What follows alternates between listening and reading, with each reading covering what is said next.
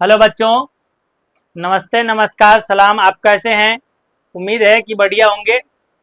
चलिए, तो मैं आपका या तो आप केमिस्ट्री टीचर कह लें या साइंस टीचर कह लें, अल्ताफ सर, आप सभी का आपके अपने प्यारे से यूट्यूब चैनल बोर्ड्स गुरु पे बहुत बहुत स्वागत करते हैं।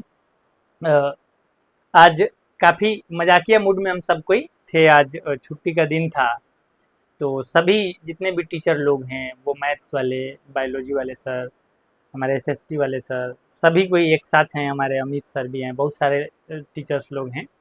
और आज एक भव्य पार्टी भी होने वाला है, तो सभी लोग बगल में बैठे हुए हैं, इसलिए मेरी मुस्कुराहट थोड़ा ज़्यादा है। मैं चश्मा से आपको एलर्जी हो तो कमेंट कर दीजिएगा। चश्मा पूरे लेक्चर में नहीं लगाएंगे, केवल स्टार्टिंग में लगाए हैं, इसके बाद से निकालेंगे फिर पढ़ाएंगे। ये चश्मा एंट्री के टाइम में, बस उसके बाद से एंड में चश्मा नहीं रहेगा, आप टेंशन मत लीजिए। चश्मा से हमको घाटा इतने कुछ कुछ दिखता नहीं है, जैसे ज़्यादा काला लिखा जाएगा तो दिखेगा नहीं। और फायदा ये है कि थोड़ा सा स्मार्टनेस बढ़ जाता है चश्मा लगाने से। चलिए, तो फिर हम आगे बात करते हैं। ये आपका 10th केमिस्ट्री का सेकेंड चैप्टर का सेकेंड लेक्चर है। चैप्टर का नाम है अम्ल, भस्म और लवण। आज के इस लेक्चर में हम अम्ल और भस्म के रासायनिक गुण पे बात करने वाले हैं। पिछले लेक्चर में क्या कवर किए थे, एक बार हम आपको रिकॉल करा देते हैं, फिर उसके बाद चैप्टर स्टार्ट करेंगे। तो पहले चश्मा निकाल लेते हैं। चलिए, अब सब साफ दिख रहा है, काम भी साफ सुथरा होगा।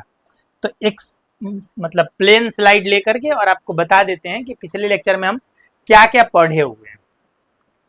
तो पिछले लेक्चर में हम मेनली पढ़े थे, ये देखिए काला पे काला काम नहीं कर रहा है इसीलिए। तो पिछले लेक्चर में हम जो मेनली पढ़े हुए थे, वो सबसे पहले पढ़े थे कि ये अम्ल क्या है, अम्ल के बारे में डिस्कस किए। और अम्ल के साथ साथ हम ये भी डिस्कस किए थे कि भस्म क्या है। और जब अम्ल और भस्म डिस्कस कर लिए तो एक कन्फ्यूजन आता था कि कुछ लोग कह रहा था कि आप भस्म को क्षार क्यों नहीं लिख देते हैं, तो इसीलिए हम उसी टाइम में क्षार पर भी डिस्कस कर लिए थे। अब ये तीनों अलग अलग चीज है, बाकी लोगों का तो पता नहीं, आप समझ लीजिए भाई। ये अम्ल अलग चीज है, भस्म अलग चीज है और क्षार अलग चीज है। अच्छा, ये दोनों काफी एकदम जुड़े हुए, मैंने काफी रिलेट करते हैं दोनों, बस एकदम माइनर मतलब दोनों में डिफरेंस है कि ये जो भस्म है ना, ये नॉर्मल भस्म वो किसी भी रूप में हो, लेकिन जब भस्म को पानी में घोल देते हैं, वो पानी में मिल जाता है, तो फिर उसको आप क्षार कह सकते हैं। तो यही तीन चीज हम डिस्कस किए थे। इसके साथ साथ और भी कुछ बात किए थे जो बड़ा इंपॉर्टेंट बात था, उसको कलर चेंज करके लिख देते हैं। उसका नाम था सूचक। सूचक जिसको इंग्लिश में इंडिकेटर कहते हैं, इंडिकेटर। तो ये सूचक या इंडिकेटर पे भी डिस्कस कर चुके थे। तो मिला जुला के यही 4 पॉइंट के थे, ईमानदारी भर। अब इसमें बात क्या क्या पढ़े थे, तो फिर ये पढ़े थे कि अम्ल क्या होता है, इसका उदाहरण क्या है, ये कितने प्रकार का होता है। भस्म क्या होता है, इसका उदाहरण क्या है, ये कितने प्रकार का होता है। जब ये दोनों बात पढ़ लिए थे तो उसके बाद हम सूचक को पढ़े थे भाई, क्योंकि सूचक जो है ये अम्ल और भस्म का पहचान बताता है। अम्ल भस्म का एक नेचर होता है कि उसमें जलाने का भी गुण होता है। जैसे आप एसिड अटैक का नाम सुने होंगे, हो सकता है कि आप जिस लेवल पे हैं कहीं न्यूज से बहुत जुड़े नहीं हो तो पता भी नहीं होगा, लेकिन एसिड अटैक जो है मतलब बहुत सारी घटनाएं ऐसी होती रहती हैं कि किसी लड़की के फेस पे तेजाब फेंक दिया गया जिससे उसका पूरा फेस जल गया। ये जो एक शब्द आ रहा है तेजाब, ये तेजाब जो है बैटरी वाला पानी होता है, वो एसिड ही है। वो कौन सा एसिड है तो आपको जानकारी के लिए बता दें, उसको बोलते हैं सल्फ्यूरिक अम्ल। उसको बैटरी अम्ल के नाम से या गंधका अम्ल के नाम से जानते हैं। फर्स्ट लेक्चर में है, तुम लाइन से देखोगे, एकदम आराम आराम से देखोगे, सब बात समझ में आएगा और सब याद भी हो जाएगा। हाँ, जब पढ़ाई करते समय इस बात का ध्यान रखना कि कैसे पढ़ें, तो बड़ा सिस्टमेटिक पढ़ना जरूरी है। तुम मेरे लेक्चर को पूरा लाइन से देखोगे तो उसमें एकदम सिस्टमेटिक पढ़ाई हुआ है, और उसी सिस्टम से आप पढ़ के आओगे तो फिर कुछ छूटेगा नहीं, कुछ बचेगा नहीं, सब आएगा और अंत तक आएगा, लंबे समय तक याद भी रहेगा। ये 3 पॉइंट, ये 4 पॉइंट पे हम डिस्कस किए थे। और एक चीज था, वो हम कह के नहीं पढ़ाए थे लेकिन आपको बता दें, वो था अम्ल और भस्म में अंतर। हाँ, अम्ल और भस्म में अंतर। ये जो अम्ल और भस्म में जो अंतर होता है, ये बिहार बोर्ड एग्जाम में 2 अंक में पूछे जाने वाला 2 अंक वाले प्रश्न में पूछे जाने वाला MVBI क्वेश्चन है। अभी MVBI का मतलब क्या चीज है? Most very very important. इसमें एक और चीज होता है VVI। अभी लड़का पूछता है कि MVBI और VVI का मतलब क्या होता है? मतलब जो क्वेश्चन कई बार रिपीट किया हो बोर्ड वाला, उस टाइप के क्वेश्चन में हम MVBI लगाते हैं, जो कभी कभी रिपीट किया उसमें VVI लगाते हैं। इसका मेन मकसद ये बाकी कुछ है नहीं वैसे। चलिए तो फिर बात करते हैं। ये तो हम पिछले लेक्चर में डिस्कस किए थे। आज से क्या डिस्कस करने वाले हैं उस पर बात कर लेते हैं। तो देखिए आज से क्या डिस्कस करने वाले हैं। तो आज से मेनली हम डिस्कस करने वाले हैं, यहाँ पे एक बार आपको याद दिला दें, अम्ल और भस्म का कौन गुण? रासायनिक गुण। अम्ल भस्म के रासायनिक गुण में मतलब कि ये बच्चों के लिए एक चैलेंज होता है कि ये रासायनिक गुण का मतलब क्या है भैया। रासायनिक गुण में हम पढ़ते किस चीज को हैं? तो आपको जानकारी के लिए बता दें, थोड़ा सा समझने का प्रयास करना। इस वाले स्लाइड में हम यह नया स्लाइड लेके आपको समझा देते हैं कि जो अम्ल और भस्म का जो रासायनिक गुण है, तो इस अम्ल और भस्म के रासायनिक गुण में हम क्या पढ़ेंगे? तो अम्ल भस्म के रासायनिक गुण में हम जो पढ़ेंगे वो ये है कि जो अम्ल है, अम्ल वो किसी भी पदार्थ के साथ अभिक्रिया करता है तो क्या बनाता है। जैसे अम्ल के बारे में एक बात बता दें, अम्ल जो है अगर धातु से अभिक्रिया किया, किसी भी धातु से, तो फिर अभिक्रिया करने के बाद क्या बनाएगा? ये अम्ल जो है धातु के ऑक्साइड से अगर अभिक्रिया किया, धातु के ऑक्साइड से, तो धातु के ऑक्साइड से अभिक्रिया करके ये क्या बनाएगा? ये अम्ल जो है यह धातु के कार्बोनेट से अभिक्रिया करेगा तो क्या बनाएगा? मतलब इसी तरह से देखिए, हम ये बात लिख रहे हैं तुमको बता दें, तो ये सब बात किताबी बात है, लेकिन आपको जनरली अगर समझाएं तो अम्ल जो है किस पदार्थ के साथ मिलता है तो अपने कैसा बिहेवियर शो करता है, किस पदार्थ से मिलने के बाद वो कौन सा नया पदार्थ बनता है, अम्ल के रासायनिक गुण में या क्षार के भस्म के रासायनिक गुण में यही पढ़ने वाले हैं, मेनली यही पढ़ने वाले हैं। अब ये सब जो है, ये सब जो हम आपके सामने जो बात लिखे, ये कुछ ऐसा शब्द है या ऐसा वर्ड है या ऐसा बात है जो चैप्टर में पढ़ना है। मतलब हम आपको एक बात और बता देते, देख लो, बात ये है कि अम्ल जो है वो स्वतंत्र है अभिक्रिया करने के लिए। मतलब दुनिया में आपको जितना पदार्थ दिख रहा है उसमें उसको जिससे जिससे मतलब कि ठीक ठाक विचार बैठेगा उससे वो अभिक्रिया कर सकता है। अभिक्रिया करने का मतलब उसके साथ उसका एक बॉन्डिंग हो जाएगा, सिंपल बात है। जैसे मान लेते हैं, आप इस तरह से समझिए कि शादी की ही बात है, तो इंसान जो है किसी से भी शादी करने के लिए इस भारत देश में स्वतंत्र है, लेकिन फिर भी जब शादी, अब देखिएगा कि हमारे संस्कृति में क्या है कि जब शादी किया जाता है तो बहुत सारे बातों का ध्यान, बहुत सारे मापदंडों का ध्यान रखा जाता है। तो उसी तरह से इस चैप्टर में है, अम्ल जो है बहुत सारे पदार्थ से अभिक्रिया कर सकता है, अलग अलग प्रकार का पदार्थ बनाया जा सकता है, लेकिन हमारे लेवल पे, 10th लेवल पे कौन सा अभिक्रिया इंपॉर्टेंट है, कौन सा रिएक्शन जरूरी है, उसी को पढ़ेंगे। चलिए तो अब बिना ज्यादा बात किए हुए हम टॉपिक पे बात करते हैं। अम्ल का इन सब के साथ रिएक्शन होगा तो क्या बनेगा, फिर भस्म का भी इन सभी के साथ रिएक्शन होगा तो क्या बनेगा। तो हम पहले स्लाइड में अम्ल और क्षार के रासायनिक गुण में ये वाला रासायनिक गुण पढ़ेंगे जो आपके सामने है, देखिएगा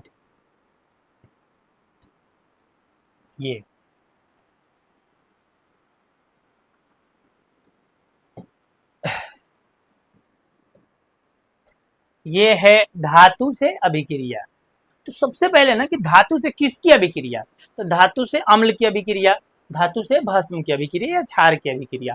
तो बच्चों के माइंड में आता होगा ये धातु क्या है। तो सबसे पहले हम धातु से अभिक्रिया में अम्ल, आप जान चुके हैं पिछले लेक्चर में कि अम्ल क्या है, ये भी जान चुके हैं कि भस्म क्या है। अम्ल का लगभग 10 एग्जाम्पल आप पक्का जान चुके होंगे और भस्म का भी 10 एग्जाम्पल पिछले लेक्चर में जान चुके होंगे। अभी जो यहाँ पे टॉपिक में जो सबसे बड़ा चैलेंज है आपके लिए, तो ये धातु क्या है जिससे ये अम्ल और भस्म अभिक्रिया करेगा। तो धातु, अगला चैप्टर जो हम डिस्कस करने वाले हैं उस चैप्टर का ही नाम है धातु और अधातु। लेकिन नीचे वाले चैप्टर में जैसे 9th अगर बच्चे पढ़े हों आप ध्यान से, तो फिर वहां पे भी हमको धातु और अधातु के बारे में थोड़ा सा पढ़ना था। नहीं पढ़ पाए हैं तो कोई बात नहीं, हम थोड़ा सा आपको धातु याद दिला देते हैं। और धातुओं की एक क्रियाशीलता श्रेणी है जो फर्स्ट चैप्टर आप पढ़े हो लाइन बाय लाइन, तो उसमें भी पढ़ाए थे, एक बार याद दिला देते हैं उसके माध्यम से।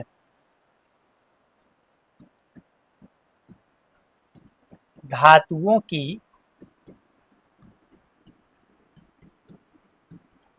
क्रियाशीलता श्रेणी मतलब सक्रियता के आधार पर धातुओं को सजाया गया है, एक सीरीज तैयार किया गया है जिसे धातुओं की क्रियाशीलता श्रेणी कहते हैं। अब ये धातुओं की क्रियाशीलता श्रेणी में अगर हम बात करेंगे तो सबसे अधिक क्रियाशील धातु जो है ये केदार भाई का के है, और उसके बाद नाथ, केदारनाथ का माली आलू जरा फीका सा पकाता है। ये जो आपके सामने दिख रहा है केदारनाथ का माली आलू जरा फीका सा पकाता है, तो इसमें के से पोटेशियम होता है, के से पोटेशियम होता है। पोटेशियम उम्मीद है कि आप जानते होंगे, पोटेशियम एक धातु है। पोटेशियम के बाद ये Na का मतलब सोडियम होता है। क्या मजाक चल रहा है, अरे सोडियम होता है। फिर उसके बाद Ca का मतलब कैल्शियम होता है। मतलब आप मेरा बेसिक वीडियो अगर देख के आएंगे तो ये सब दिक्कत नहीं होगा, लेकिन लिख रहे हैं ताकि कोई भी छोड़ के नहीं जाए, सब कुछ समझ है। Mg फॉर मैग्नीशियम होता है, और उसके बाद L फॉर एल्यूमिनियम होता है। अगर इंग्लिश लिख रहे हैं तो खिसियाइएगा नहीं, सोच लिए पढ़ रहे हैं। Zn फॉर जिंक होता है, और Fe फॉर आयरन होता है। आयरन माने लोहा, जिससे कौन सी बना होता है, हाँ, जिससे बहुत सारा सामान बना होता है। जैसे हम आपको बता दें, हमारे आपके घर की बाल्टी से लेकर बर्तन तक, कढ़ाई से लेकर के डेगची तक, ये सब, यहाँ तक कि वो जो छत या घर का काम होता है उसमें जो छड़ यूज़ करते हैं लोहा का बना होता है। चलिए, तो उसी को आयरन भी कहते हैं। एसन मतलब कि टीन शब्द यूज़ करते हैं इसके लिए। पीवी मतलब कि इसको शीशा कह दें, जिससे आपको खीस नहीं भरेगा। शीशा में दोनों तालाबे से होता है, जान से को खराब सा लिखे हैं ताकि ध्यान दीजिए और गलती बताइए। और H4 तो हाइड्रोजन होता ही है। तो ये सब धातुओं की क्रियाशीलता श्रेणी है, जिसमें एगो दुख का बात है कि हाइड्रोजन धातु नहीं होते हुए भी इसी में चिपका रहता है, बाकी सब धातु है।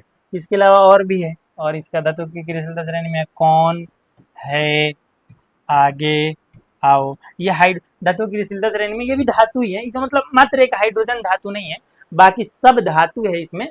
अब ये मैंने Cu का मतलब तांबा या कॉपर भी आप कह सकते हैं, अगर मन में किसी प्रकार का कोई दुख खींच नहीं हो तो।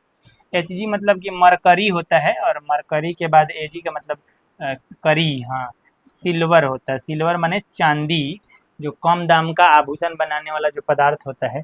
और Au का मतलब सोना होता है। सोना मतलब जगने वाला सोना नहीं, पीला रंग का जो सोना होता है उसका बात करें। एक धातु है जिसका उपयोग मुख्य रूप से कीमती आभूषण बनाने में किया जाता है। आपके मन में चलता था हीरा कौची है, हीरा कार्बन है, अधातु की श्रेणी में आता है, वहाँ बाद में बात करेंगे। फिलहाल में ये जितने जो धातुएं हैं, इनमें सबसे अधिक क्रियाशील पोटेशियम होता है, सबसे कम क्रियाशील सोना होता है। ये सभी धातु जो हैं अगर अम्ल के साथ अभिक्रिया कराया जाए तो क्या होगा, तो वहाँ पे हम डिस्कस करेंगे ही, पहले बता देते हैं। ये जो हाइड्रोजन है ना, ये हाइड्रोजन के ऊपर वाले जितने धातु हैं, इनको अगर आप अम्ल में मिलाओगे तो ये सब अम्ल से अभिक्रिया कर लेंगे। लेकिन हाइड्रोजन के नीचे वाले जो ये 4 धातु हैं, ये अत्यंत कम क्रियाशील होते हैं। ये हाइड्रोजन से, ये अम्ल से अभिक्रिया नहीं करेंगे, याद रखना। फिर से बता देते हैं, ये हाइड्रोजन के ऊपर वाले जितने धातु हैं ये अम्ल से आसानी से अभिक्रिया करते हैं, लेकिन ये हाइड्रोजन के नीचे वाले 4 धातु जो हैं, तांबा, मरकरी, सिल्वर और सोना या गोल्ड भी बोलते हैं इसको, ये अम्ल से अभिक्रिया नहीं करते हैं। ठीक है, आ जाते हैं पिछले पेज पे जहाँ बात कर रहे थे। तो धातु से अभिक्रिया में जो धातु का उधर नाम लिखे थे, सोडियम, जिंक, मैग्नीशियम, कैल्शियम, आपके मन में कुछ भी आ रहा हो, अगर वो अम्ल से अभिक्रिया करेगा तो फिर क्या होगा, तो इसका एक यहाँ पे हम आपको एनसीईआरटी का ये लेकर आए हैं चित्र, जिसमें वो दिखाया है प्रयोग करके कि कैसे क्या होता है। तो उसमें किया ये है कि एक परख नली लिया है, यहाँ देख लीजिए, ये कांच की परख नली है जिसमें पीले रंग का जो आपको भाग दिख रहा होगा, ये पीले रंग का इसमें क्या किया, यहाँ पे नाम भी देख लो लिखा हुआ है कि तनु सल्फ्यूरिक अम्ल लिए हुआ है, तनु सल्फ्यूरिक अम्ल लिए हुआ है, यहाँ पे देखना तनु सल्फ्यूरिक अम्ल, क्या ये तो अम्ल है, वो कौन सा अम्ल था, इसी को बैटरी अम्ल भी कहते हैं। अब इसमें तनु सल्फ्यूरिक अम्ल लेने के बाद क्या किया है, ध्यान से सुन लो कि इसमें लिखा है, एक नीचे जस्ट बाद लिखा है कि दानेदार जिंक का टुकड़ा, मतलब जिंक एक धातु है, उम्मीद है कि आप में से कोई नहीं देखा होगा, चलो कोई बात नहीं। अब जिंक जो है थोड़ा सा ठीक ठाक क्रियाशील धातु है और बहुत ज्यादा भी नहीं है। अब बहुत ज्यादा का मामला ये होता है कि बहुत ज्यादा से मतलब कि खतरा होता है। जैसे एग्जांपल के लिए बता दें कि ये जो सोडियम और पोटेशियम जैसा जो धातु है ना, मतलब थोड़ा ज्यादा ही सक्रिय होता है, माने ऐसा नहीं होता तो कौन ज्यादा मतलब कि एक्टिव लड़का है उसको जिसको देखेगा सब लड़की से उसको प्यार हो जाता है, उसी तरह से इतनी सब मतलब कि ज्यादा माने सक्रिय है, ज्यादा ही एक्टिव है, मतलब कि हर जगह इसको दिल बिछा देना का मन करता है। इसीलिए ऐसा खतरनाक धातु का हम एग्जाम्पल नहीं ले रहे हैं। जिंक जो है थोड़ा मिला जुला के क्रियाशील धातु है, ये सब जगह दिल दे के बैठने की तैयारी में नहीं रहता, ये जिंक का बात कर रहे हैं। तो इसलिए जिंक के साथ अभिक्रिया कराना अम्ल वाला थोड़ा सेफ होता है। तो क्या किया गया यहाँ पे, ये एनसीईआरटी का ही प्रयोग है कि इसमें एक परखनली में सल्फ्यूरिक अम्ल लिया गया है और उसमें दानेदार जिंक टेंशन नहीं लेना, तनाव है जिंक है बस, उसका जिंक का छोटा छोटा टुकड़ा करके डाला गया है। तो वही बात लिख दे कि दानेदार जिंक का टुकड़ा, माने जिंक का दाना दाना टुकड़ा डाला गया है। अब इसको क्या करते हैं ना कि थोड़ा देर के लिए छोड़ देते हैं या इस तरह हिला देते हैं, ठीक, हिलाने के बाद अब घर जाके खरीद के लाके प्रयोग मत कर लेना, तुम्हारे मतलब इसके लिए प्रयोगशाला में जाओगे सर जी के पास, वहां पे हो सकता है, या थोड़ा सा इंतजार कर लो, बहुत जल्दी जो है हम लोग आने वाले हैं ये सब पूरे सेटअप के साथ, जिसमें सिखाएंगे उसके बेस पे काम किया जाएगा। फिलहाल में देख लो, तो ये तो एक परखनली है, सबसे ऊपर लिखा हुआ है। परखनली के बाद जस्ट है उसमें पीला रंग का जो दिखाया गया, ऐसा नहीं कि पीले रंग का होता है, पगला नहीं जाना, पीला रंग का होता नहीं, बस चित्र में दिखाया गया था कि तुम समझ पाओ। पीले मतलब रंग से जो दिखाया गया वो सल्फ्यूरिक अम्ल है, उसमें छोटा छोटा जो टुकड़ा दिखाई दे रहा है वो दानेदार जिंक है। अब ज्यादा है गोल गोल टुकड़ा मत देख लें, अब यहाँ पे हमको जूम करने का तो कोई ऑप्शन है नहीं वैसे, मतलब जूम करके दिखा देते हैं आपको। तो फिलहाल में देखते हैं अगर जूम होने का कौन चांस, देखिए कोशिश करते हैं कहीं जूम हो जाए तो आपको दिखाने का पूरा प्रयास करेंगे। लग रहा है खिसिया गया है इसलिए जूम नहीं हो रहा है, कि हमको जूमे करने नहीं आ रहा है। ओह ये मजाक कर रहे हैं मेरे साथ, रुक के प्रयास करते हैं फिर से कि कहीं हो जाए।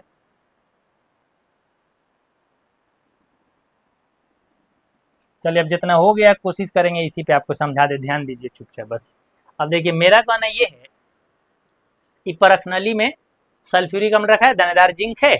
अब देखना सबको दानेदार जिंक मत समझ लेना है, यहाँ जो व्हाइट रंग का दिख रहा है ये दानेदार जिंक है, लेकिन ये जो गोल गोल दिख रहा है ये हाइड्रोजन गैस का बुलबुला है, हाँ बुलबुला, हाइड्रोजन गैस का बुलबुला है, बात को समझिएगा ठीक से।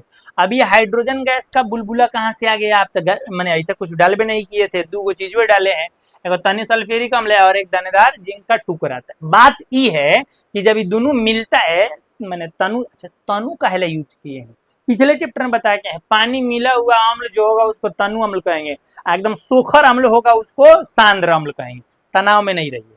तो वही बात बता रहे थे आपको यहाँ पे कि तनु का मतलब कि पानी फेंटा हुआ अम्ल लिया गया है, उसमें दानेदार जिंक का टुकड़ा डाला गया है, बुलबुला जो दिखाई दे रहा है हाइड्रोजन गैस है। कैसे आया, तो जब ये दोनों अभिक्रिया करता है, ध्यान से सुन लो बात को, जब कोई भी धातु, सुनना ध्यान से बात को बता रहे हैं, मेन बात यह है प्रयोग में, कोई भी धातु अम्ल से अभिक्रिया करेगा तो यही गैस बनबे करता है, हाइड्रोजन गैस। यह बोर्ड एग्जाम में पूछा गया है, और स्पेशल सल्फ्यूरिक अम्ल के साथ जिंक धातु का या हाइड्रोक्लोरिक अम्ल के साथ जिंक धातु का अभिक्रिया पूछा गया है, तो आप याद रखना इसको। अब हाइड्रोजन गैस के बाद बाकी सब जो प्रयोग है वो पॉप टेस्ट का प्रयोग है, हम आगे बात करेंगे पॉप टेस्ट क्या होता है। फिलहाल में इतना तो आपको समझ में आ गया होगा कि जो मिस्टर अम्ल है वो अगर धातु से अभिक्रिया करता है, वो चाहे जिंक हो दुनिया का कौन धातु हो, बस क्रियाशीलता श्रेणी में हाइड्रोजन से ऊपर होना चाहिए। अगर अम्ल से अभिक्रिया करेगा तो कौन सा गैस बनेगा, तो हाइड्रोजन गैस बनेगा, बस इतने बात है। चलिए फिर से पॉइंट पर जाते हैं हम लोग जहां पर थे। हाँ ठीक है, बहुत खूब। चलिए अब आगे बात क्या कर रहे थे कि भाषा सुन लो क्या है, अम्ल धातु से क्रिया करके, अम्ल धातु से अभिक्रिया करके लवण तो बनाता ही है, इसके साथ मेन क्या बनाता है, आप फोकस कीजिए, तो हाइड्रोजन गैस बनाता है। क्या बनाता है, हाइड्रोजन गैस बनाता है।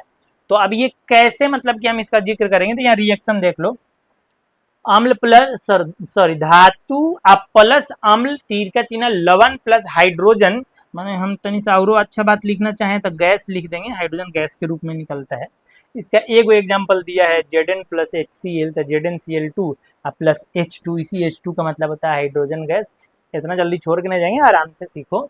ये जिंक जो है जब हाइड्रोक्लोरिक अम्ल से अभिक्रिया करता है तो ZnCl2 बनता है, और ZnCl2 एगो का है, लवण है। तो कहोगे लवण का पहचान कैसे होगा, अभी फिलहाल में जितना बता रहे हैं सीख के चलो, फिर हम जब लवण स्पेशल पढ़ेंगे तो बेहतर लेवल पे बता के चलेंगे।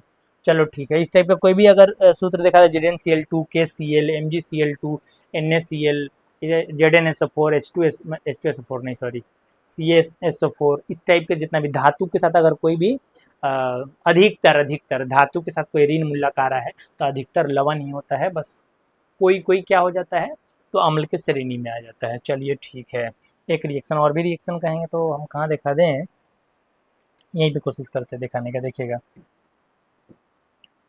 जैसे एक एग्जांपल लेते हैं, आपके मन में चल रहा होगा कि काहे H2SO4 नहीं लिखे हैं, तो लो H2SO4 कौन धातु से अभिक्रिया करेगा, तो मान लेते हैं जिंक से ही अभिक्रिया करा दे रहे हैं, तो खिसियाने की क्या बात है, कौन सा गैस निकलेगा, तो यहाँ देख लो।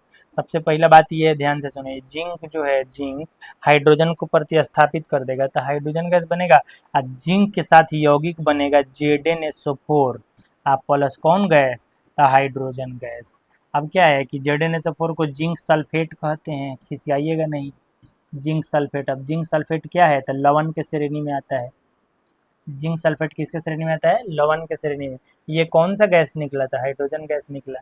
तो हम ये बता रहे थे कि अम्ल जो है वो धातु से अभिक्रिया करता है तो लवण के साथ साथ कौन सा गैस बनाता है, तो हाइड्रोजन गैस बनाता है। उम्मीद है इसमें कोई दिक्कत नहीं है, स्टार्टिंग में थोड़ा सा लेट तक गया है, टेंशन नहीं लेना, सीखना है तो फिर सीखेंगे आराम से। क्षार से अभिक्रिया, क्षार के जगह भस्म भी लिखा हो तो कोई दिक्कत है नहीं। वैसे इसी तरह से सेम रिएक्शन, सेम अगर कोई क्षार भी अगर धातु से अभिक्रिया करता है ना, सुन लो, क्षार धातु से अभिक्रिया करके, कॉमा लगेगा, थोड़ा मिस्टेक हो गया है, क्षार धातु से अभिक्रिया करके भी वही काम करता है जो अम्ल करता है।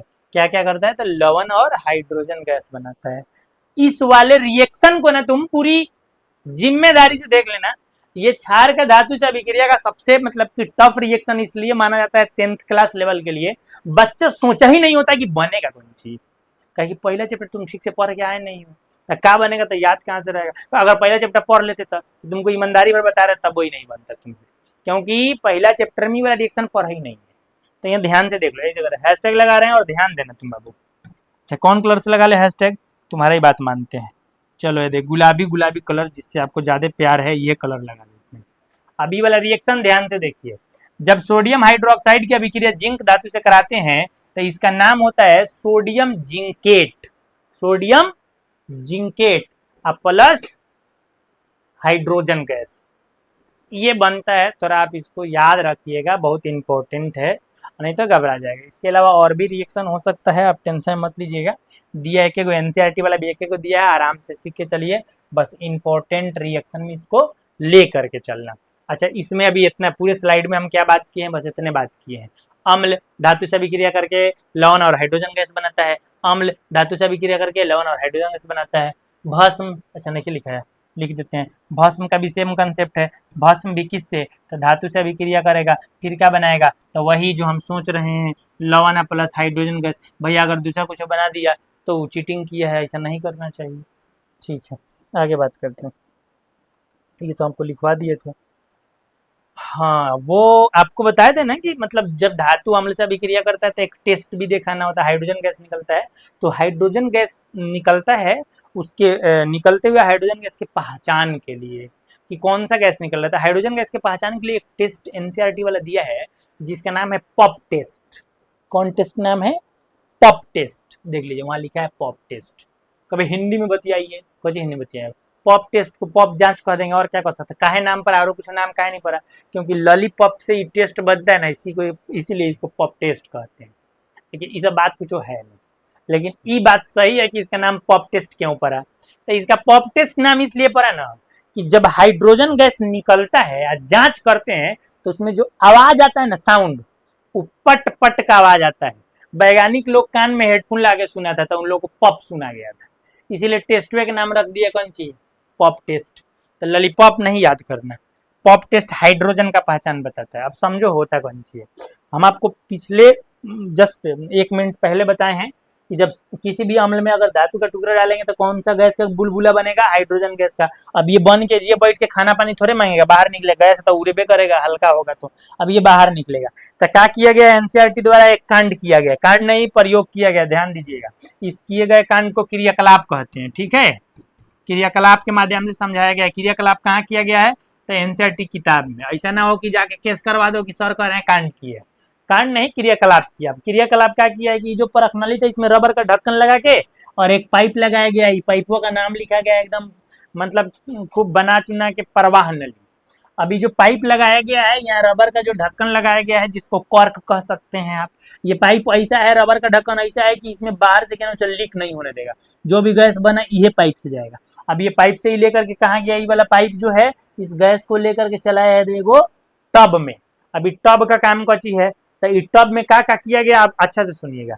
इसमें क्या किया गया है, साबुन का विलयन रख दिया गया। साबुन का विलयन कैसा होता है भैया, यार साबुन का फेन बना के रख दो पानी में, उसी को साबुन का विलयन कहेंगे।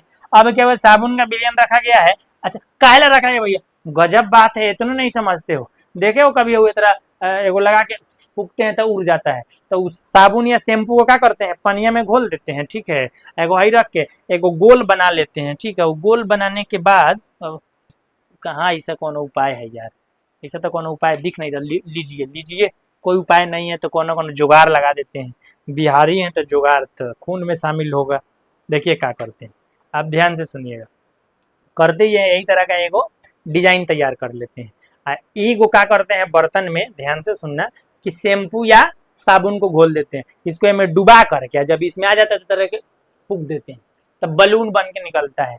इसीलिए यहाँ पे ये काम किया जा रहा है कि साबुन का घोल लिए, इसमें का हाइड्रोजन गैस जो है यहाँ से अब निकलेगा, हाई देख रहे हैं, माने उसमें भी बराबर अब इस तरह से बुलबुला निकलता है, तो ये बुलबुला दिखाई दे, यही ला साबुन का घोल लिए थे। यहाँ रॉकेट साइंस नहीं पढ़ा रहे। साबुन का घोल लेने का मेन कारण था कि यहाँ से निकलता हुआ हाइड्रोजन गैस कौची के रूप में निकले, गुलगुल्ला के रूप में कि बुलबुल्ला के रूप में, तो बुलबुला के रूप में। तो यहाँ देखिए हाइड्रोजन गैस से भरे साबुन के बुलबुले, हाइड्रोजन गैस से भरे साबुन का यहाँ बुलबुला है। अब ये हाइड्रोजन गैस से भरे साबुन के बुलबुला के पास जलती हुई माचिस की तिल्ली लेके जाओ, अब मन करता है मोमबत्ती लेके चले जाओ, एनसीईआरटी वाला मोमबत्ती लेके चला गया है ताकि जल्दी भूते नहीं। आज जैसे बुलबुला के पास मोमबत्ती लेके जा रहा है तो अब ये जल रहा है, आज जल के फट जा रहा है। अब ये जल के फट कैसे जा रहा है, तो जल रहा है और जल के फट रहा है, तो इसमें से एक आवाज आता है। कैसा आवाज आता है, तो पट आवाज आता है, पट, लेकिन लिखा गया पॉप। तो पट पॉप मिलता जुलता है, इसलिए पॉप ही नाम रखा गया। देखिए तो लिखबो किया है, देखिए हम अपने से कुछ नहीं करे। देखिए चाचा लिख के गए, फट फट की आवाज आती है। कौन जलता है, तो हाइड्रोजन गैस जलता है। तो एगो ऑब्जेक्टिव यही क्लियर कि हाइड्रोजन गैस के दहन में किस प्रकार की आवाज आती है, तो फटफट की आवाज आती है, इसीलिए इसका नाम पड़ गया पॉप टेस्ट। टेंशन में नहीं रहो, पूरा बात हम आपको समझा दिया। आप तनी भाषवा पढ़ लेते हैं कि तुम का लिखोगे। जब किसी रासायनिक अभिक्रिया के दौरान हाइड्रोजन गैस बनती है तो उसकी उपस्थिति को जांचने के लिए एक जलती हुई माचिस की तिल्ली या जलती हुई लकड़ी या जलती हुई मोमबत्ती को उस गैस के पास ले जाया जाता है। और जब जलती हुई मोमबत्ती को, जलती हुई माचिस की तिल्ली को, जलती हुई लकड़ी को उस गैस के पास लेके जाते हैं तो क्या होता है, आप ही बताइए क्या होता है। तो वो फट फट की आवाज के साथ जल जाता है, जलता है। इसका मतलब हाइड्रोजन एक दहनशील गैस है, ठीक है, मतलब जल जाता है। कर यदि वहां पॉप जैसी तेज आवाज आती है तो यह पुष्टि करता है कि वह कौन सा गैस है, हाइड्रोजन गैस है। अगर नहीं आवाज आता तो मतलब हाइड्रोजन गैस नहीं है, समझ गए। तो पॉप टेस्ट क्या है, तो हाइड्रोजन गैस के पहचान करने का, जांचने का एक टेस्ट है। इतना क्लियर हो गया, ठीक है, बहुत खूब। आगे बढ़ते हैं, उम्मीद है कि इसमें किसी प्रकार का कोई प्रॉब्लम नहीं होगा। मन करता है स्क्रीनशॉट ले लीजिए, मन करता बैठ के आराम से लिखिए कान में हेडफोन लगा के। चलिए आगे बात करते हैं। हाँ ये पॉप टेस्ट में है तो इनसे बकवास बात है, वही वाला फिर से भाई वाला तो पढ़ाइए दिए हैं तो मतलब हम कची कहें, पढ़ा दिए हैं तो इसको क्या करें, मिटा दे रहे हैं। तब अगर रह जाएगा तो कोनो बात नहीं है, तो इनसे बवाल होगा कि दोबारा काहे लिखवा दिए हैं सर जी। तो सर जी पे एक बार केस कर देना कि डबल डबल काम करवा रहे हैं, इसीलिए इसको मिटा दे रहे हैं कि केस से बचा जा सके। ठीक, चलिए ई वाला बात हम लोग पढ़ लिए थे, उस पर ध्यान न दीजिए, खाली मिटाइयाँ ध्यान दीजिए। हाइयो बात पढ़ लिए, हाइयो बात पढ़ लिए। ठीक, हाई मेन बात है, काम को चाहिए कुछ नहीं। क्या तो पॉप टेस्ट कैसे करते हैं यार, ये पढ़ने वाला चीज है, जस्ट बता के आए कैसे करते हैं, कहाँ बताएं भैया, यहाँ बताएंगे दे कि कैसे कैसे करते हैं, तो फिर क्या बता रहे हैं, अरे पढ़ दे, तुम्हारे मन में कहीं पूछ दे कि पॉप टेस्ट कैसे किया जाता है तो सोचोगे तो खाली बोल रहे थे लिखवाए हैं नहीं, तो देख लो। किसी धातु जैसे जिंक या मैग्नीशियम में तेजाब या हाइड्रोक्लोरिक अम्ल, हाइड्रोक्लोरिक अम्ल जिसको, अरे अरे नहीं इतना बारह का जरूरत है मैंने, ठीक है अभी रुकिए आप। ठीक है, तो जब हाइड्रोक्लोरिक अम्ल या कोई भी अम्ल जब मिलाया जाता है तो इससे हाइड्रोजन गैस उत्पन्न होता है या निकलता है। कह रहा है कि एक जलती हुई तिल्ली को परखनली के मुंह पर लेके जाते हैं। अरे वो जो परखनली बना हुआ था जिसमें से हाइड्रोजन गैस का बुलबुला निकल रहा था, वहाँ पे लेके जाता है, डायरेक्टली थोड़े ले गए हैं, साबुन के बिलियन में ले जाके तब लेके गए हैं, उससे कोई मतलब है नहीं। जब लेके जाते हैं उसके मुंह पर लेके जाते हैं तो क्या होता है, अगर पॉप की आवाज़ के साथ जलता है इसका मतलब कि उसमें कौन सा गैस है, हाइड्रोजन गैस मौजूद था। अगर इस आवाज़ के साथ नहीं जलता तो कौन गैस मौजूद नहीं था। अब से शॉर्टकट मार दिए, शॉर्टकट में इसका कोनो काम ही नहीं है दोस्त, तो इस पे क्या लॉन्ग कट मारे। चलो आगे बढ़ते हैं, टॉपिक पे बात करते हैं। अब क्या है कि धातु के ऑक्साइड के साथ अभिक्रिया। अच्छा पहला क्या पढ़े हैं, एक बार रिकॉल कर लेते हैं, पहला हम बढ़े एक बार दिखा देते हैं तुमको। धातु से अभिक्रिया किसकी, तो अम्ल की और भस्म की। क्या याद कर रहे हैं कि धातु जो है अम्ल से अभिक्रिया करके लवण और हाइड्रोजन गैस बनाता है, यहाँ देख लो। उसी तरह से हम यहाँ बात किए हैं कि जो क्षार है ये धातु से अभिक्रिया करता है, भस्म जो है जब धातु से अभिक्रिया करता है तो लवण के साथ जल बनाता है। यहाँ तक में भी कोई दिक्कत नहीं है, चलिए आगे बात करते हैं, खिसियाइएगा नहीं, आप ही के लिए काम कर रहे हैं, देर आएंगे दुरुस्त आएंगे, एक एक कॉन्सेप्ट है हमारा। कच्ची याद कीजिए, बोलिए एक बार, कौन ची, देर आएंगे दुरुस्त आएंगे। हो सकता है टॉपिक लंबा खींचा जाए, बात जबरदस्त होगा। दूसरा है धातु के ऑक्साइड के साथ अभिक्रिया, फिर वही बात कि धातु का ऑक्साइड कौन सी है सर। तो धातु जब ऑक्सीजन से अभिक्रिया करता है तो एक नया यौगिक बनाता है जिसमें ऑक्सीजन शामिल हो जाता है, चिपक जाता है। जैसे सोडियम ऑक्सीजन से अभिक्रिया करेगा, सोडियम ऑक्साइड बना लेगा, तो सोडियम धातु का ऑक्साइड है। मैग्नीशियम जब ऑक्सीजन के साथ अभिक्रिया करेगा, वो पहले चैप्टर में रिएक्शन कराते हैं, मैग्नीशियम रिबन को जलाने पर उजला लौ के साथ मतलब जलता है, तो वहां पे भी मैग्नीशियम ऑक्साइड बन रहा था, MgO, तो वो मैग्नीशियम धातु का ऑक्साइड है। इसी तरह से बहुत सारे धातु हैं उनके ऑक्साइड या अधातु के ऑक्साइड के साथ भी, तो हम जस्ट आगे बात कर लेंगे अधातु के ऑक्साइड के साथ। यहाँ पता नहीं सर ठीक ठाक टॉपिक लिखना चाहिए था, मिस्टेक से थोड़ा सा घबरा गया है, तो जल्दीबाजी में कहीं होंगे हमारे लिखने वाले सर जी, इसीलिए कौन सी घबराया है तो बता देते हैं। अब ज़्यादा आप खिसियाइएगा नहीं, अब आप भी सवाल मत उठा दीजिएगा, हमारा काम हम उठा रहे हैं, चुपचाप सुनिए। लिखाया ये है, लिखाना चाहिए धातु के ऑक्साइड आता था अधातु के ऑक्साइड,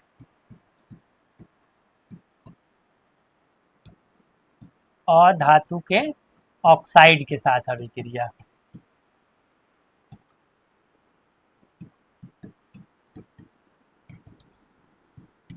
धातु तथा अधातु के ऑक्साइड के साथ अभिक्रिया, तो क्या इससे काम नहीं चले, दोनों अलग बात है, थोड़ा समझो कैसे अलग बात है, अच्छा से सुनना। धातु का ऑक्साइड के एगो स्लाइड ले ले का, चलो एगो स्लाइड ले लेते हैं, तो नहीं समझना, दो गो बात है और ध्यान से समझना, एकदम मजा आ जाएगा, ज्यादा मजा नहीं आएगा तो बहुत मजा आएगा। एगो बता रहे हैं कोची, धातु के ऑक्साइड, ठीक है, धातु के ऑक्साइड, और दूसरा कोची है तो अधातु के ऑक्साइड, अधातु के ऑक्साइड, दूसरा कोची है अधातु के ऑक्साइड। ये दो बातें पर जिक्र करेंगे। अब देखो सिंपल बात है, धातु और ऑक्साइड, जैसे सोडियम हो गया और इसका ऑक्साइड, इसकी संयोजकता 2 होती है तो यहाँ लगेगा 2, इसकी संयोजकता 1 होती है तो 1 लगेगा। क्या मजाक किए, 1 नहीं लगाते हैं, तो ये सोडियम धातु का ऑक्साइड हो गया, ठीक है। अगला मैग्नीशियम धातु का ऑक्साइड MgO, कैल्शियम धातु का ऑक्साइड CaO, जिंक धातु का ऑक्साइड ZnO, बेरियम धातु का ऑक्साइड BaO, कभी तो पोटेशियम धातु का ऑक्साइड तो K2O। ये कौन बात है, 2 का है लगा दिए, इस संयोजकता का मामला है, समझ गए। तो अब यहाँ पे देखिएगा ध्यान से, जितना ये सब क्या है, तो हम तो पहले लिखे धातु के ऑक्साइड, ठीक है। अब किसके ऑक्साइड आएंगे भैया, अधातु के ऑक्साइड। 4 गो अधातु का नाम बताइए, तो जैसे सल्फर डाइऑक्साइड, सल्फर अधातु है उसका ऑक्साइड है, कार्बन डाइऑक्साइड है, हाँ ठीक है एकदम सही जा रहे हैं। और कौन सी, तो नाइट्रोजन डाइऑक्साइड, ये सब अधातु का ऑक्साइड है। क्लियर है, हाँ क्लियर, बम्पर है। और क्या हो सकता है, और कौन अधातु का नाम बताइए। नहीं याद है तो छोड़ दीजिए, इतने पर बात कर लेते हैं। अच्छा आपको याद नहीं है, ऐसा बात थोड़ी है। देखो लिख दिए कार्बन मोनोऑक्साइड, ये भी अधातु का ऑक्साइड है। तो यहाँ पे अभी जो हम पढ़ने वाले थे, तो धातु के ऑक्साइड के साथ अम्ल अभिक्रिया करेगा तो क्या बनाएगा, अधातु के ऑक्साइड के साथ अम्ल अभिक्रिया करेगा कि नहीं करेगा, अगर करेगा तो क्या बनाएगा, क्षार अभिक्रिया करके क्या बनाएगा। तो यहाँ पे एक बात बता रहे हैं, बड़ा जबरदस्त बात है, हल्के में नहीं लेना, बड़ा इंपॉर्टेंट बात है। जोर से चिल्ला के कह रहे हैं ताकि सब कोई सुने, सब तक पहुंचे, कोई सो रहा हो तो जग जाए। चलिए ध्यान दीजिएगा यहाँ पे। अब तो सोए नहीं होंगे, कहीं हो सकता है कि देखते देखते फिल्म देखने में नींद नहीं पड़ता है, वीडियो पढ़ाई देखने में नींद पड़ जाए, यही से बोले हैं, तो इन्हें ध्यान दीजिएगा। हम करें कि जो अधातु के ऑक्साइड होते हैं ना, तो इसके बारे में एक बात है कि ये अम्लीय प्रकृति के होते हैं, ये अम्लीय होते हैं, पहले ही से अम्लीय एसिडिक होते हैं, ठीक, खट्टा स्वाद वाले होते हैं, अम्लीय नेचर के होते हैं।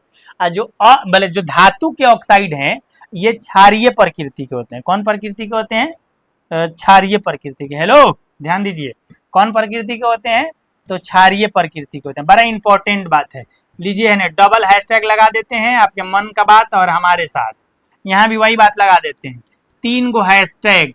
जबरदस्त बात है कि धातु के ऑक्साइड क्षारीय प्रकृति के, अधातु के ऑक्साइड अम्लीय प्रकृति के, इतना याद रहेगा। कुछ धातु का ऑक्साइड बहुरूपिया होता है, समझ गए बात को। अब आगे नहीं कहेंगे किस तरह से, मतलब बहुरूपिया होता है, उसमें अम्लीय गुण भी पाया जाता है और क्षारीय गुण भी पाया जाता है। फिलहाल में जितने भी, एक बार याद कर लो, रिकॉल कर लो इसको, अधातु के ये सब ऑक्साइड है और ये सब किस प्रकृति के होते हैं, ये क्षारीय नेचर के होते हैं, मतलब ये क्षारीय गुण प्रदर्शित करते हैं। मतलब कैसे क्षारीय गुण कैसे प्रदर्शित करेगा, अरे क्षार पदार्थ का गुण क्या होता है कि लाल लिटमस पत्र को नीला कर देगा, हाइड्रो जल में घुलकर हाइड्रो ऑक्साइड आयन देगा, हाँ मन करेगा तो हाइड्रो ऑक्साइड आयन देगा। तीसरा चीज होता है कि क्षारीय प्रकृति का है तो धातु से अभिक्रिया करके दोनों का एक ही कांड करता है, तो उसको छोड़ देते हैं। और भी बहुत सारा गुण है, जैसे अम्ल के बारे में है कि अम्ल स्वाद में खट्टा होता है, भस्म स्वाद में कड़वा होता है, ये सब कड़वा नेचर का होगा, समझ गए बात को। और ये सब तो फिर अम्लीय गुण प्रदर्शित करता है, तो खट्टा नेचर भले खट्टा स्वाद का होगा, ये जल के साथ अभिक्रिया करके हाइड्रोजन आयन देगा। कभी कहाँ के ना हाइड्रोजन लोग रहे, सब जगह हाइड्रोजन आयन दे दे। और भी बहुत सारा गुण है, तो बस याद रखना ये 2 चीज, ज्यादा दिमाग नहीं लगाओ, दिमाग खराब हो जाएगा।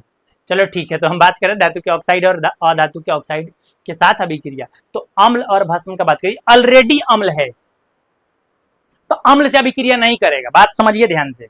ये ऑलरेडी क्या है, अम्ल है, तो किसी अम्ल से अभिक्रिया नहीं करेगा, किससे अभिक्रिया करेगा, तो क्षार से। तो वही बात बता रहे थे, अम्ल जो है क्षार से अभिक्रिया करेगा। यहाँ 2 प्रकार का ऑक्साइड है, एक धातु का ऑक्साइड है, एक अधातु का ऑक्साइड है।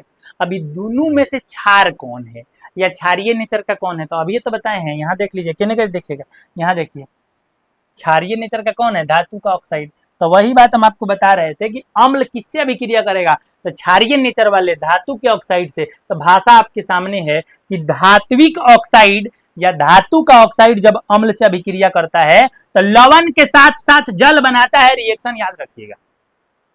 तो इससे पहले क्या बना था, अब तुम भुला गए तो हम क्या करें, चलो एक बार याद दिला दें, नहीं टाइम नहीं तो फिर अच्छा रिकॉल में देख लेंगे।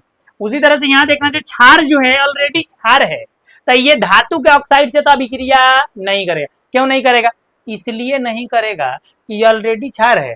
अधातु का ऑक्साइड भी किस प्रकृति का होता है, यहाँ देख लीजिए, सॉरी यहाँ देख लीजिए, सॉरी धातु का ऑक्साइड क्षारीय प्रकृति का होता है, इसीलिए क्षार धातु के ऑक्साइड से अभिक्रिया नहीं करेगा। तब फिर क्षार किससे अभिक्रिया करेगा, तो मिस्टर क्षार जो है, जिसको आप भस्म भी कह सकते हैं, ये क्षार धात्विक ऑक्साइड से अभिक्रिया करेगा। किससे अभिक्रिया करेगा, धात्विक ऑक्साइड से अभिक्रिया करेगा, और ये भी बनाएगा लवण के साथ साथ पानी, मतलब कि जल बनाएगा। देखिए भाषा लिखा है, क्षार अधात्विक ऑक्साइड से अभिक्रिया करके लवण और जल बनाते हैं। अम्ल धात्विक ऑक्साइड से अभिक्रिया करके लवण और जल बनाते हैं। दोनों में रिएक्शन में कुछ उत्पाद जो है, देखिए लवण और जल, लवण और जल, बस एक बात याद रखना।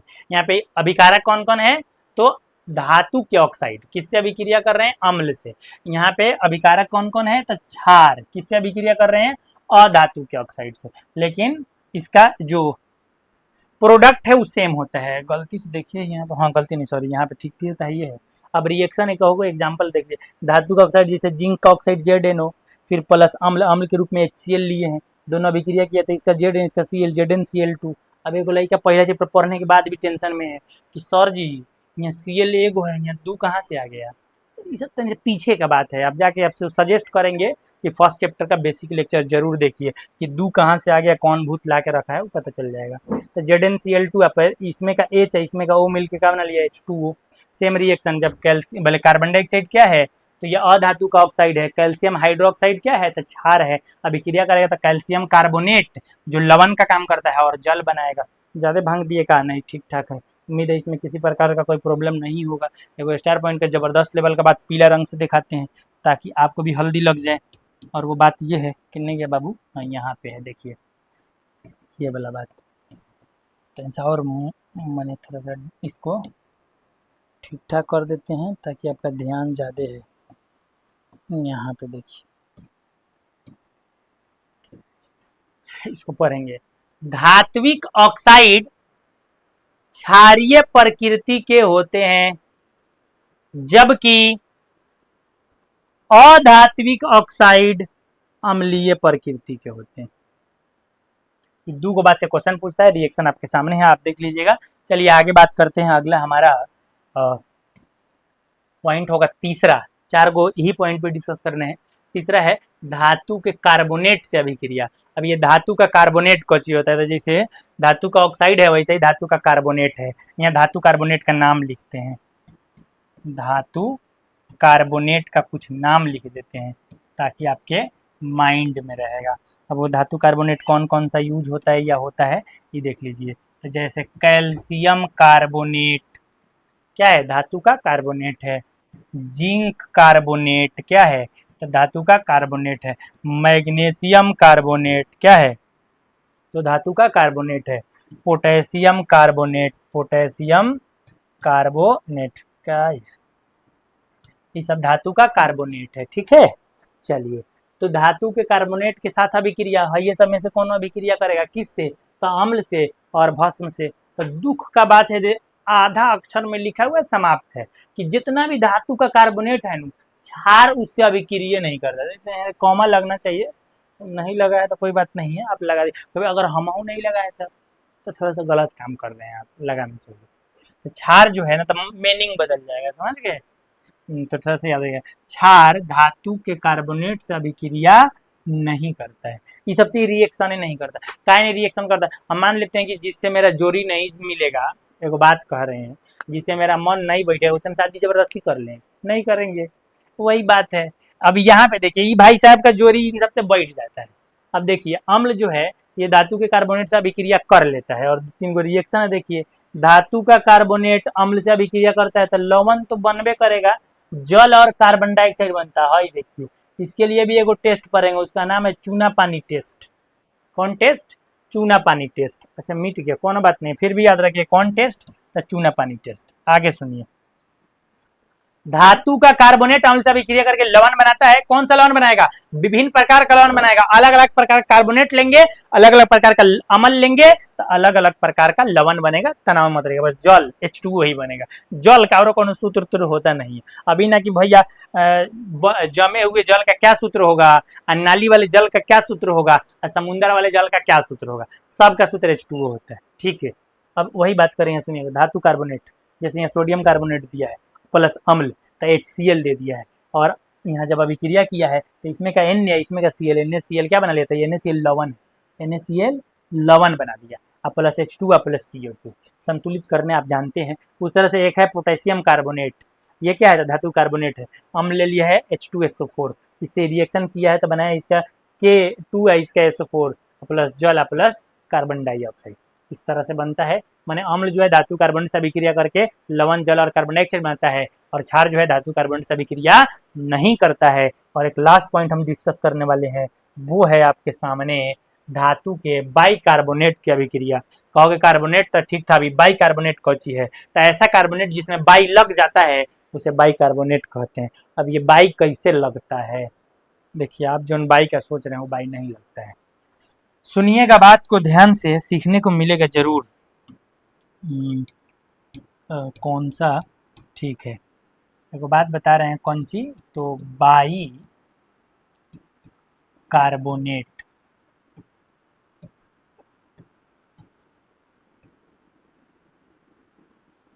अच्छा, इसका एक और नाम होता है, अगर ये नामों बता देंगे तो आप अपने समझ जाइएगा। उसका नाम होता है हाइड्रोजन कार्बोनेट। Hydrogen carbonate.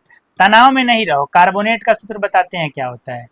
तो कार्बोनेट का सूत्र होता है CO3। ये बाई कार्बोनेट का नहीं है, ये कार्बोनेट का है, लेकिन बाई कार्बोनेट का सूत्र होता है HCO3। माने हाइड्रोजन कार्बोनेट को ही बाई कार्बोनेट कहते हैं, इसकी संयोजकता 1 होती है। अभी कोनो धातु के साथ चिपका हो तो धातु का बाई कार्बोनेट कहते हैं। जैसे देखिए KHCO3, इसको कहेंगे पोटेशियम बाई कार्बोनेट। वही तरह रहता है NaHCO3, तो इसको कहेंगे सोडियम बाई कार्बोनेट। तो ये सब कार्बोनेट है। और इस तरह अगर मान लेते हैं, इस तरह था ZnHCO3 का होल ट्वाइस, तो इसको बोलते हैं जिंक कार्बोनेट। कभी है ट्वाइस वाइस नहीं लिखा है, ट्वाइस नहीं, इसकी संयोजकता 2 थी इसलिए ट्वाइस लगा, टेंशन मत रहिएगा। तो ये सब कार्बोनेट है, धातु के कार्बोनेट है। तो यहाँ सुनिएगा, जो क्षार जो है, क्षार माने भस्म, NaOH, KOH, ZnOH, ये क्षार जो है ये धातु के कार्बोनेट के साथ अभिक्रिया नहीं करते हैं। हो गया। लेकिन अम्ल जो है बदमाश है, सबसे अभिक्रिया करते रहता है। अम्ल जो है धातु के कार्बोनेट से अभिक्रिया करता है और फिर वही बनाएगा जो पहले बनाया था, क्या चीज? तो लवण, जल और कार्बन डाइऑक्साइड। बच्चे एक बात, यहाँ पहले रिएक्शन देख लो फिर एक बात बताएंगे तुमको।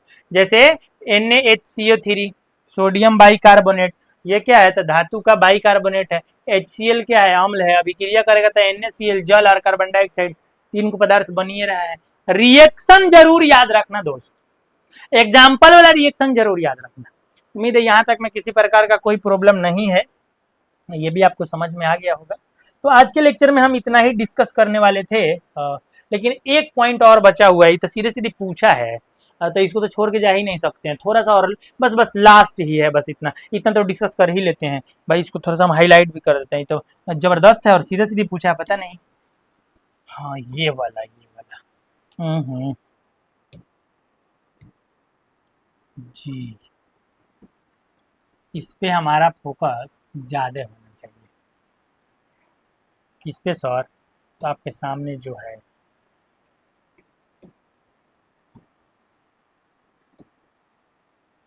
इसका नाम है उदासीनीकरण अभिक्रिया, या इसी को बोलते हैं अम्ल और भस्म की परस्पर अभिक्रिया। तो अम्ल और भस्म जब परस्पर अभिक्रिया करते हैं तो वहां लवण और जल बनता है। लवण और जल बनता है, तो लवण और जल बनने की क्रिया को ही उदासीनीकरण अभिक्रिया कहते हैं।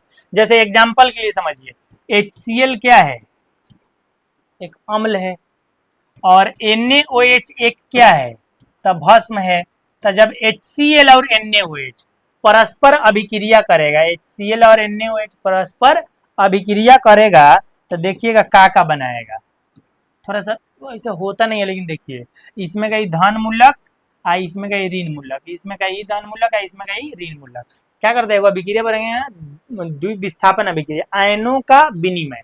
इसका धन आयन इसके ऋण आयन के साथ मिलेगा, इसका धन आयन उसके ऋण आयन के साथ, तो क्या बनेगा? इसका धन आयन इसके ऋण आयन के साथ बनेगा तो NaCl, प्लस इसका धन आयन इसके ऋण आयन के साथ था HOH।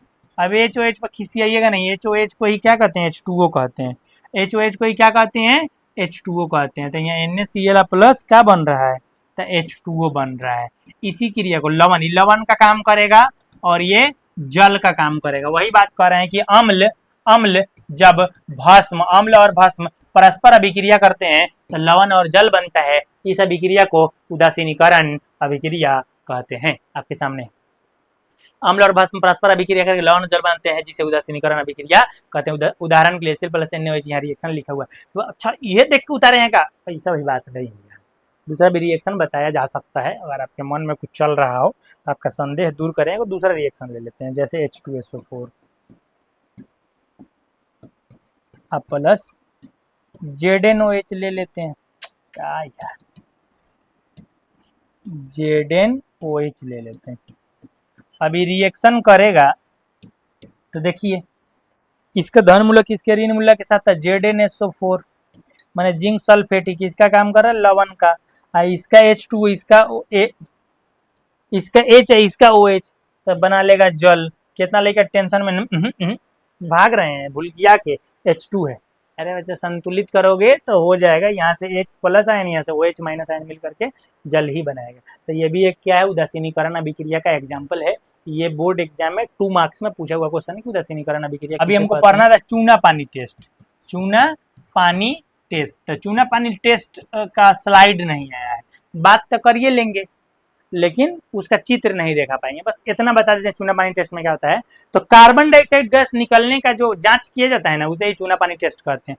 बात करेंगे इस पे हम अगले लेक्चर में। आज क्लास यहीं तक, फिर मिलते हैं अगले लेक्चर में। वीडियो अच्छा लगा हो तो इसको लाइक जरूर करें, अपने दोस्तों में शेयर करें, और चैनल पे पहली बार हैं तो चैनल को सब्सक्राइब करके जाएं। और हम आपको इस बात का पूरा गारंटी देते हैं बच्चे कि जब आप पूरी ईमानदारी के साथ धैर्य बना करके हमसे अंत तक जुड़े रहेंगे तो मैट्रिक बोर्ड एग्जाम बिहार 2026 में आपको बिहार टॉपर बनाने की तैयारी लेकर आने वाले हैं। बिहार टॉपर बनाएंगे। राइटिंग देख के टॉपर का पता मत लगा लीजिएगा, कंटेंट देखिए किस लेवल पे। ठीक है, बेस्ट ऑफ लक।